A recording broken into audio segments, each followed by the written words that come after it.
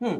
So let's talk a little bit about something you addressed in your recent column for the print, which is the new tension over the redrawing of constituencies, which otherwise Mhm. is known as delimitation, right? Yeah. And you made the argument that Stalin expressed what so many others in the southern states feel but haven't yet expressed, that this isn't only about language; it's about South India taking the fall, as it were, for the failures of the Hindi belt, right? Yeah. Um, but but the language debate is a very complex debate. The real hub of the matter is this fear that they will have fewer seats representing them in the Lok Sabha once the delimitation project is completed. Yeah.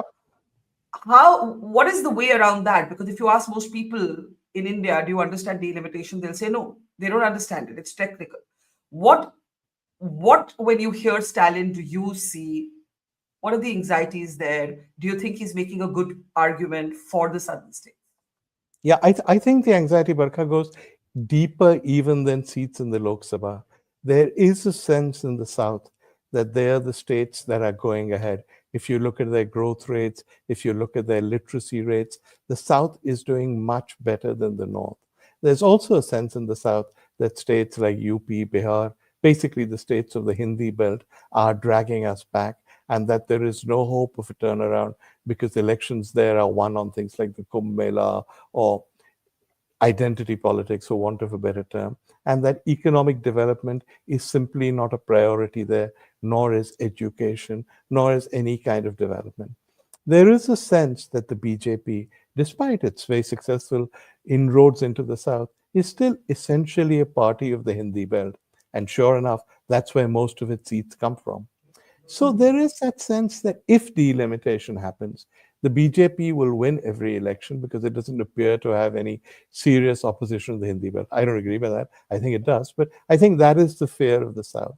And the fear of the South, therefore, is that the delimitation exercise will formalize what's already happening, that we become a country ruled by the North, whereas in fact, the North is holding us back, and the South, which is taking us forward, is being penalized for that.